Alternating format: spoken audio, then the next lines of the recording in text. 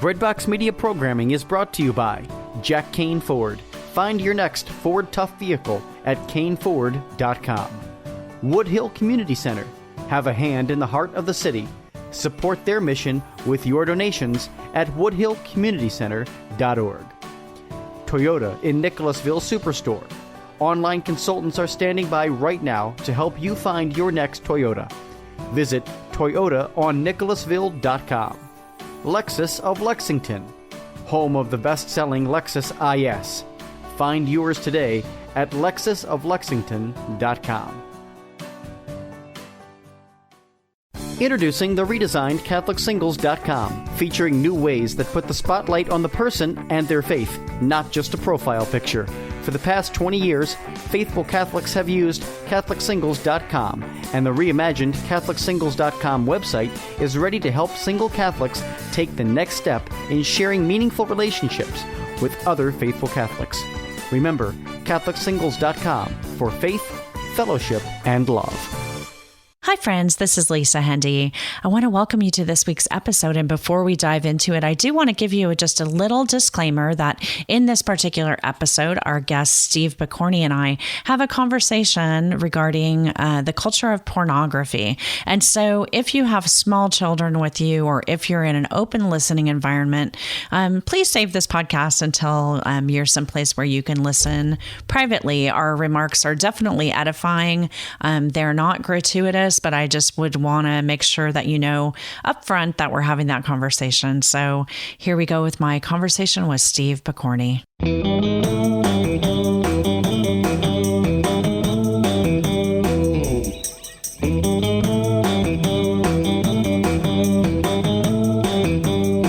Well, hey everyone, and welcome back to another episode of Lisa, Hendey, and Friends. I am so happy to be back behind the microphone this week and to have actually a new friend, someone I've never met in person. I love Twitter, and I meet a lot of interesting people that way. And I think it was through one of my social media contacts that our guest for this week reached out to me and shared with me the important work that he is doing. Before we jump into the conversation with our guest for today, though, I just want to fill you in on a couple of upcoming events and ask for your prayers for these. I'm going to be speaking in a few different places around the country in the weeks ahead, but especially asking for prayers for something very special, which is a special event that I'm doing in October for the Norbertine Sisters, the monastery up in Tehachapi, California. I've been entrusted with the opportunity to help them earn some much needed support for their beautiful ministry of prayer. And so if you would just keep me in prayer as I represent those sisters, that I can serve well. So, and speaking of people who serve well, I want to introduce you to today's guest. Steve Pokorny is the founder of Freedom Coaching, which is a one-on-one mentoring system for men and women designed to break the power of pornography. Steve is the author of a beautiful book called Redeemed Vision, Setting the Blind Free from the Pornified Culture. He's a graduate of master's programs at both Franciscan University at Steubenville and the John Paul II Institute in Washington, D.C.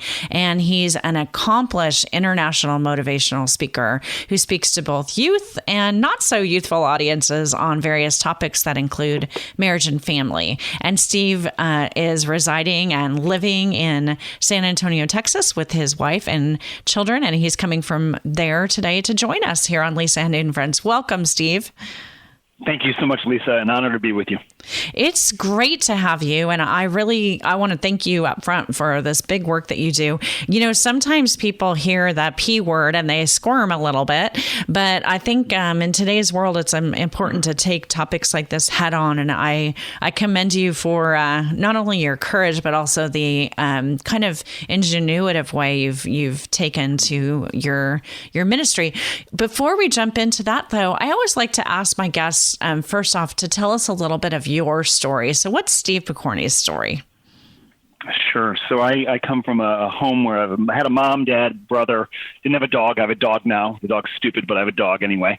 And all that changed when I was 5. My father wanted to get rich quick. My mom said no, and he said, I'm going to do it anyway. And so he forged paperwork to bet our house in the stock market. And the deal lost. He thought that he lost everything. And he decided the best way to take care of our family would be by killing himself. And so he went into the garage, closed the garage door, turned on the car engine, and half an hour later when my mom pulled him out, his short-term memory was gone. So I grew up pretty much without a father. He was physically in a nursing home. But growing up without a father impacted me profoundly. And so I can relate empathetically in other ways with those in the world we live in many cases are a fatherless generation. And I grew up hating myself. I grew up with very, very dark emotions and just really thinking, I should kill myself like father, like son. Well, fast forward to when I was 17, my doctors discovered my dad had developed brain and lung cancer, and he didn't have much time. And he got moved to a hospice, and I went and sat in his room by myself, and I was just real with him. And I said, Dad, you left me. You walked out on Mom. You abandoned Brian. You weren't there when we needed you. And for so much of my life, I hadn't been able to understand my father because his speech was slurred from what had happened to him in the accident. But for a brief moment, his eyes, I like to say, cleared up, and he looked at me and said, I know. And that was his way of saying, I'm sorry. And so for the first time in my life, I began forgiving my father. 3 weeks later, less than 3 feet away from him, I lost my father for the second time. And to understand the next part of the story, you got to go back to 7th grade. It was an infamous year. I got busted for shoplifting. There my father's not in the picture, right? So I'm learning the ways of the world. If my grandparents wouldn't have busted me out of that situation or got me out of there, this would be a different story, perhaps. It was also the year in which I got exposed to pornography. And to some of our listeners, the idea of pornography before the internet is unheard of, because we have the first generation, maybe the second generation, growing up with, never not knowing the internet. But this before the internet, got exposed to this by a quote-unquote friend, especially, although I'd seen other things. This was videos, and then the internet hit, and it was obviously there's an attraction here. I'm excited about this, but this ugliness was growing in me because a lot of shame, a lot of guilt, and I didn't know what to do about it. And there was no healthy outlet really to discuss this. Nobody really I was not given a healthy upbringing about healthy sexuality. And so this quickly became a compulsion. And in through high school, and obviously going quickly over details, into college. And I became, even in seminary, I was in seminary for 4 years and had this compulsion here. And didn't know what to do about it. And I was, the way I would like to describe it, I was like a woman who had an abortion 30 years ago, who had heard in confession, going to weekly confession, hearing that she's forgiven, but couldn't forgive herself. That was me. I thought this would be my cross. I will have to carry this for the rest of my life. But the good news is God had other plans. So fast forwarding to a few years later, I had the privilege of going to Franciscan University in Steubenville, where every month there's while school is in session, there's something called a Festival of Praise. Picture about 1,500 to 2,000 people praising God in music and words from Scripture, and a very important phrase was spoken there continuously throughout the night, and it was Isaiah 43:19 that said, "Behold, I do something new. I'm doing something new. Do you not perceive it? These streams of living water will begin to flow." And I had been going, started while I was at Franciscan, began going to daily mass. And I'd gone to daily mass throughout college and throughout college seminary.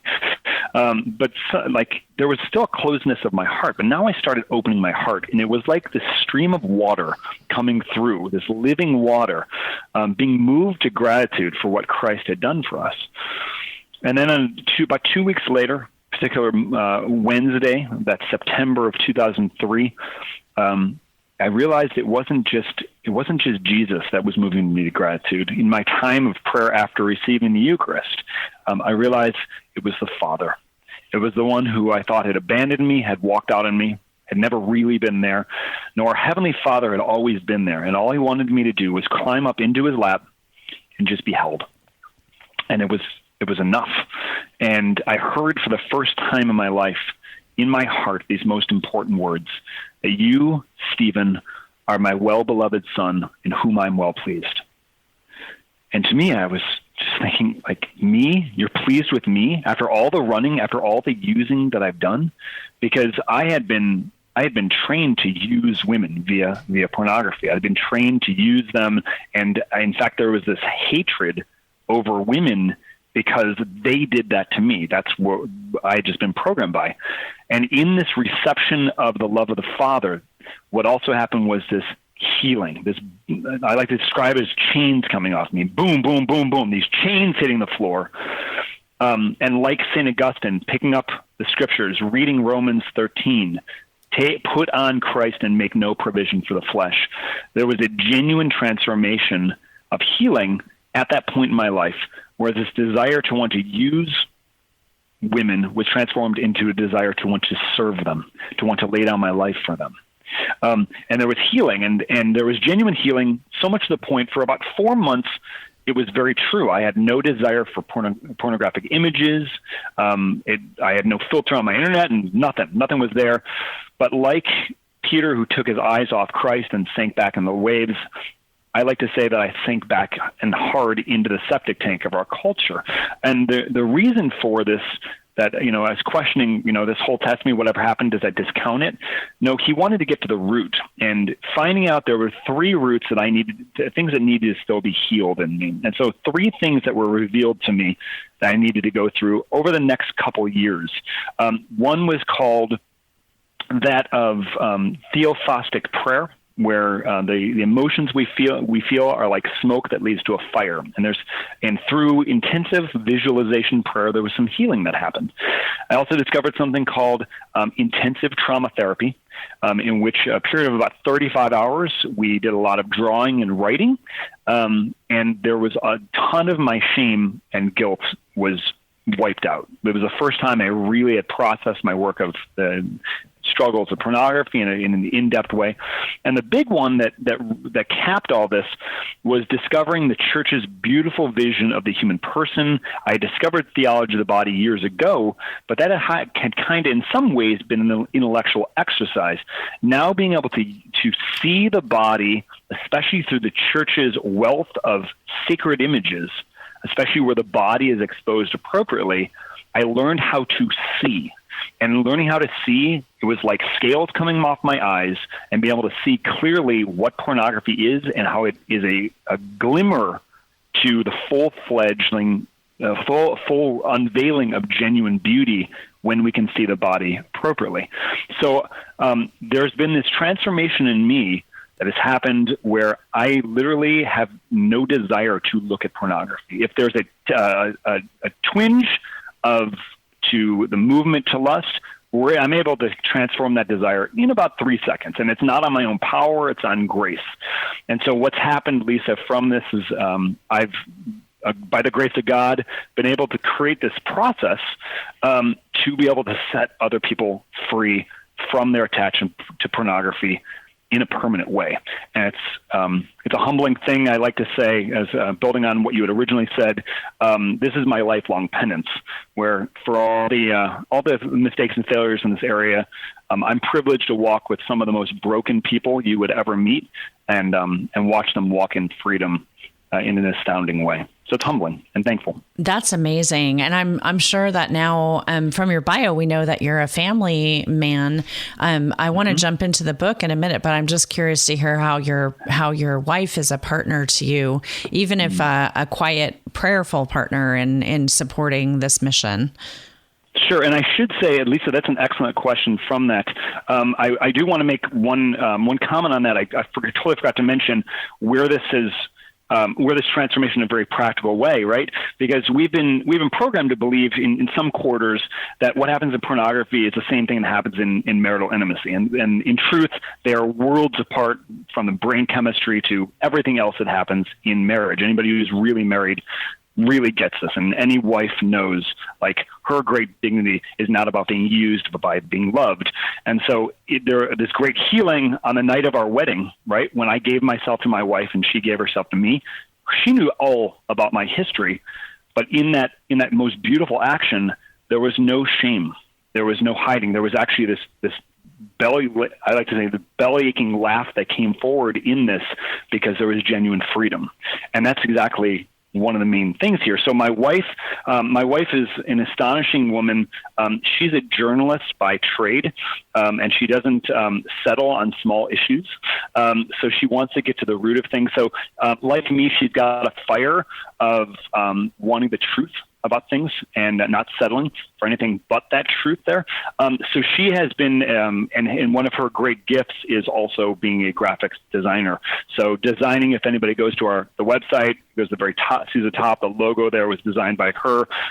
She was the midwife also of my book. Yes, I said that correctly. If you know anything about, and Lisa, I know that you're an author of at least, I think, two books, I think. So within that, you know how important the editing phase is. So she painstakingly went through this magnum opus called Redeemed Vision, Setting the Blind Free from the Pornified Culture. It was a 14-year project, and so she painstakingly went through this. Her great gifts, background work. She's more of an introvert on that, but a point of to bring up for our conversation, the day in which we finish all of our final edits, and we've been doing this for months and months and months and months, even years, I'd say, that was the day that Hugh Hefner passed out. Oh. So it's like the ending of one regime and one proponent of the culture of death and the pornified culture, to now humbly to say we have a way to bring forth a culture of beauty and of love. That's amazing. I'm curious about the portion of the book title that stands out to me. So again, the name of Steve's book is Redeemed Vision, Setting the Blind Free from the Pornified Culture. So let's hone in on those last two words, the pornified culture. I think, even as you and I record this, there's, in our Supreme Court, there's an opening and really, in essence, a battle raging around treatment of women. And not to get political about this, but I think it points to the fact that what has in the past not been discussed in polite company is now open for all to see, not only in those forums, but especially on the internet and even across our television sets and in movies. So what do you mean when you say the pornified culture? It's a great question. So we want to say this it's for the lack of a understanding of what culture is. Culture, if I could pick another word for culture, I would do it in a heartbeat. Culture is something that brings forth life, okay? Brings forth love, brings forth joy and beauty and truth and goodness, okay? So this is like an anti-culture, but for lack of what that term would be, the pornified culture is anything that is trying to, it's especially the music we listen to, the shows we watch, the movies we see, stuff that you see on the internet, the magazines that we check out at our local supermarket. It's any of these things that are trying to get us to use another human being as a means of our own selfish sexual gratification. Okay? We are being taught in so many ways that it is normal for men and women to use each other sexually. And in this happening here, what this is doing is literally breaking down the fundamental cell of society, which is the family. But even before that family and marriages form, needs to be healthy relationships in friendship between men and women. If on one side of humanity and the other side of humanity, both are trying to use each other, we cannot establish bonds of intimacy because we cannot establish love. And it's love that we need more than ever. And we're being taught the only way to see each other is through this lens, and that's the lie. So am I correct in my assessment of popular entertainment? I live in Los Angeles, and I spend a lot of time seeing and writing about movies and television. And it just occurs to me as somebody who's 55 years old that nowadays a lot of what is on our small screens right in our homes for anyone to see, in the past may have been called pornography, and now it's kind of mainstream entertainment. Am I correct in saying that? I would absolutely agree with that, right? If we look at, like, just for an example, okay, I'm a big fan of Marvel movies. I'm a big fan of, I used to collect comic books like crazy, okay?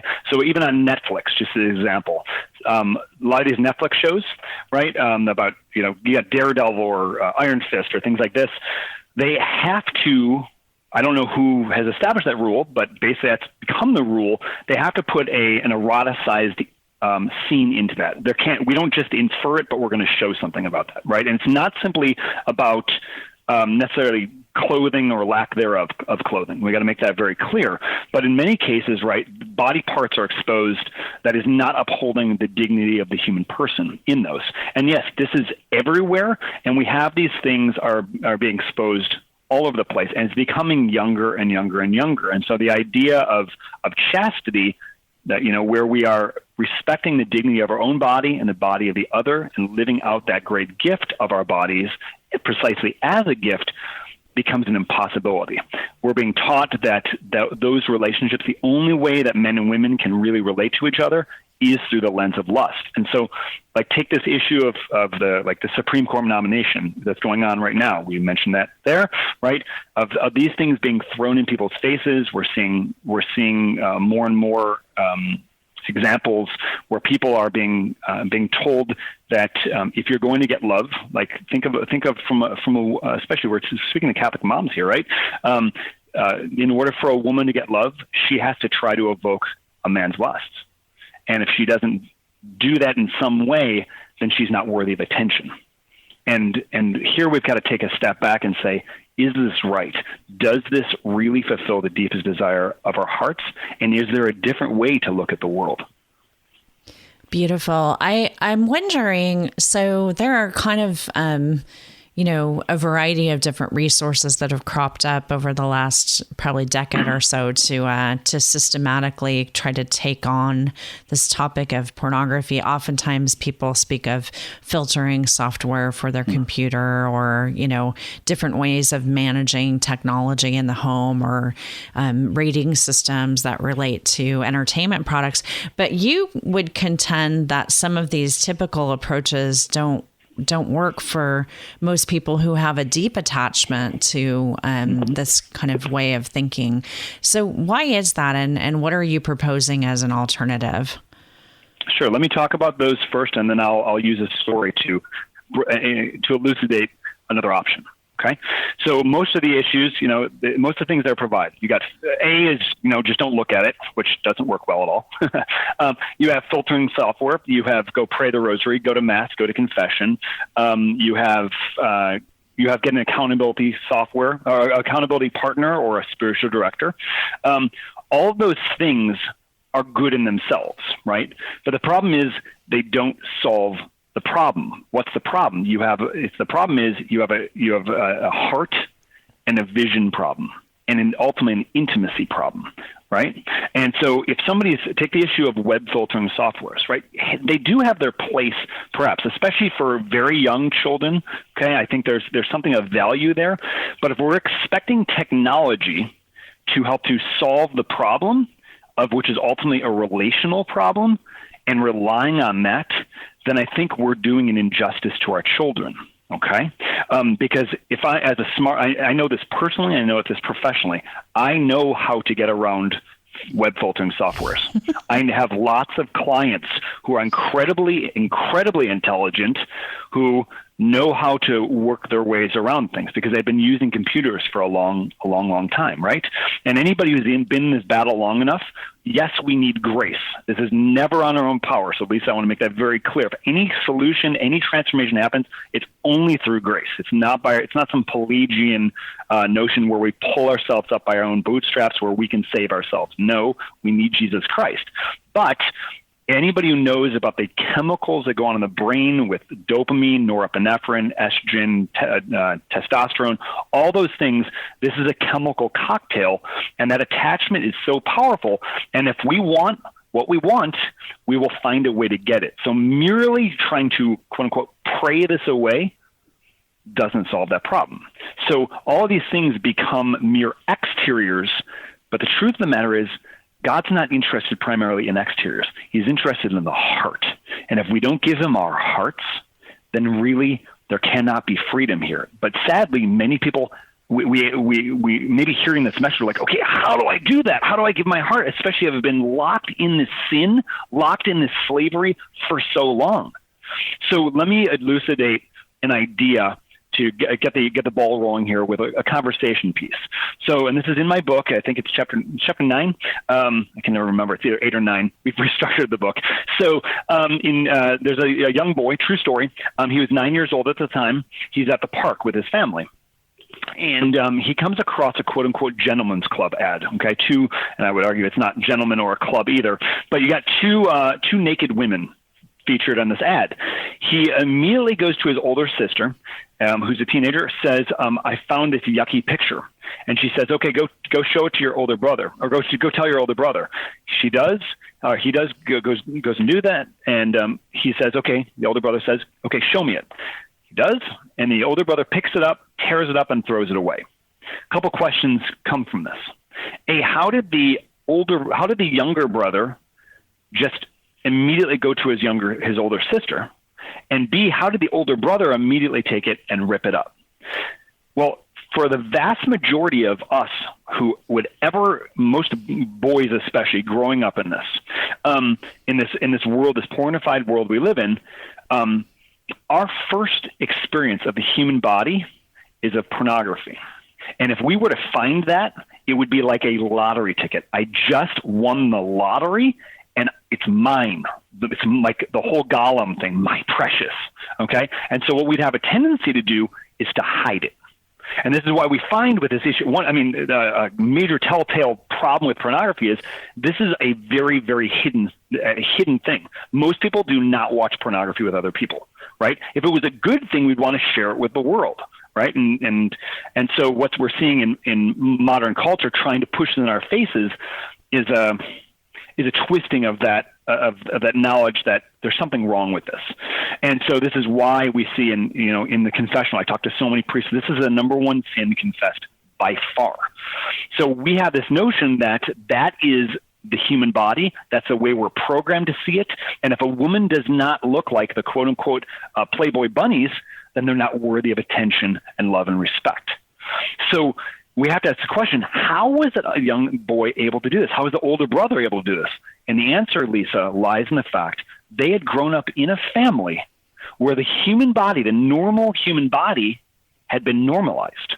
Most of us in our Western culture are growing up where the pornified view of the human body, where the body is supposed to evoke lust or evoke arousal in an inappropriate way, that's our exposure. And we've been trained by that. And if we know anything about neuroscience, there are neural pathways that form the more and more that we're on this. And then you take it further, there's something called mirror neurons, where the things that we watch, the things we observe, we want to then do.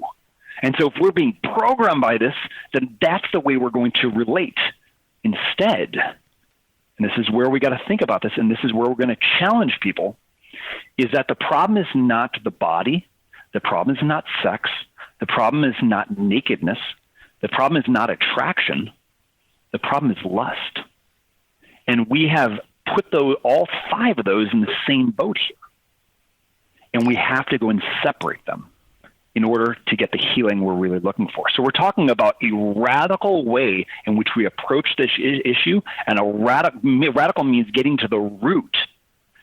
A radical way of the solution that's out there, because most of us because we've tasted this forbidden fruit, shall we say, and we have this great guilt and shame in us, and we associate it with the body. No, the body is good. Attraction is good. Nakedness is good. Human sexuality is good. It's lust that's the problem, And we've got to separate these if we're going to find the freedom which brings joy and peace. I love your enthusiasm and passion for this topic, Steve. It flows through your speaking. And one thing we're winding up the amount of time that we have together. But one thing that I want to touch on with you before I let you go and get back to your work is the work that you do really around the world to educate and to accompany and to continue to seek freedom alongside people. Again, friends, our guest is Steve Pokorny, and the name of his book is Redeemed Vision.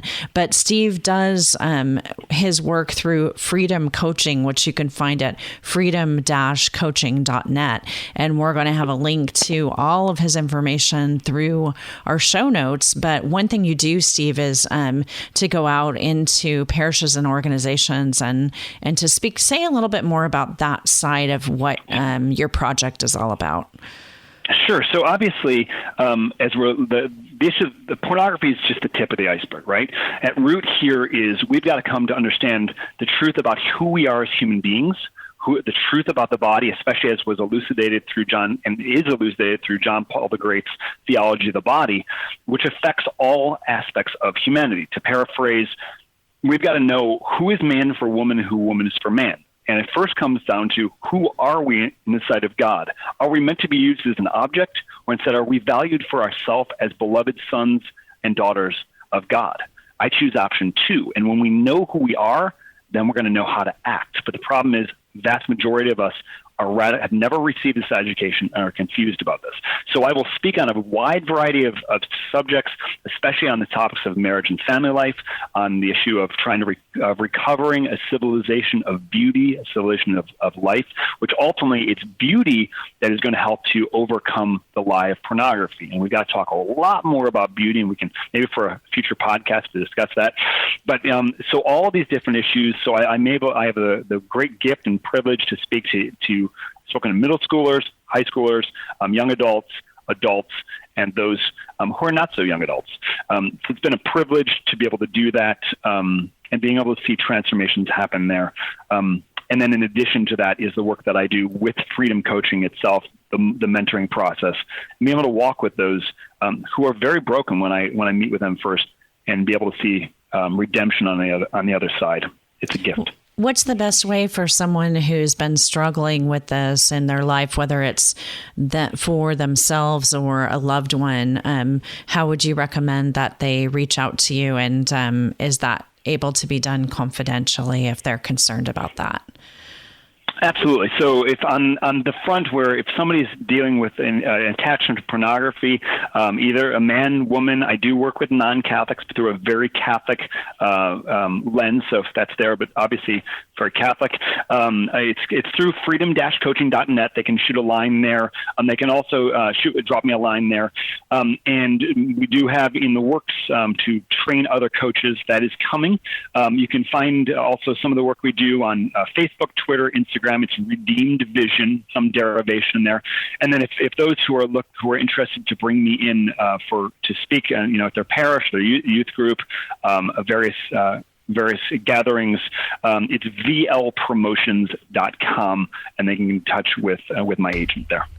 That's really helpful. And I'd say that you could have in Steve sort of a one-stop shopping opportunity to bring a mission to your parish for a week and have Steve come for the week and talk to different groups. I think there's a little bit of something here for absolutely everyone. And I've been able to watch some of your videos that you have and to see how your spirit is infectious. I can tell that you're really on fire for the mission that God's given you. So it comes through beautifully. I hope I get to hear you in person someday soon. Praise the Lord. Thank you, Lisa. Well, I'm wondering before we let you go, if there's any kind of closing thoughts or anything else that you'd like to share with our listeners before we let you get back to work. Sure.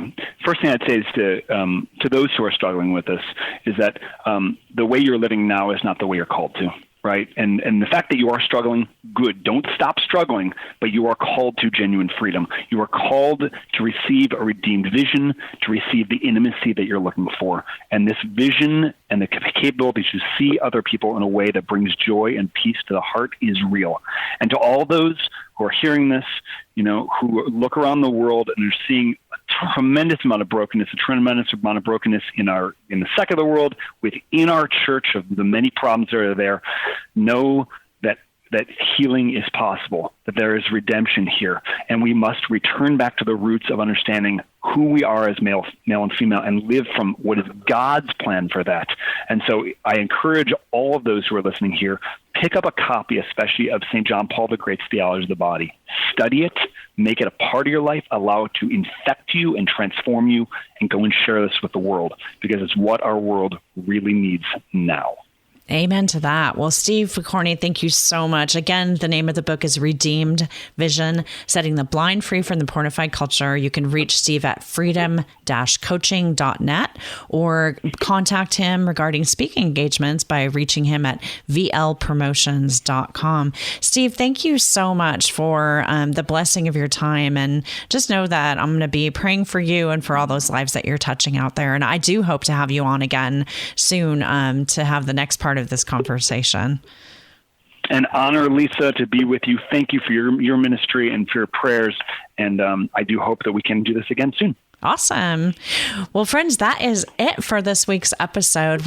Our time always goes by so quickly, but I'm so just honestly, I'm glad to bring new friends into your life.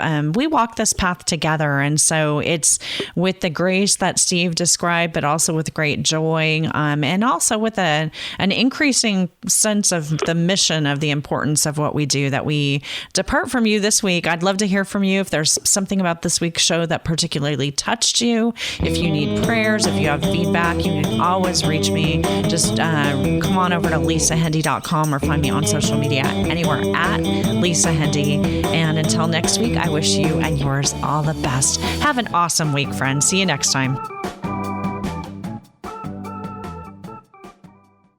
Thank you for listening to Breadbox Media. Find more about us at breadboxmedia.com.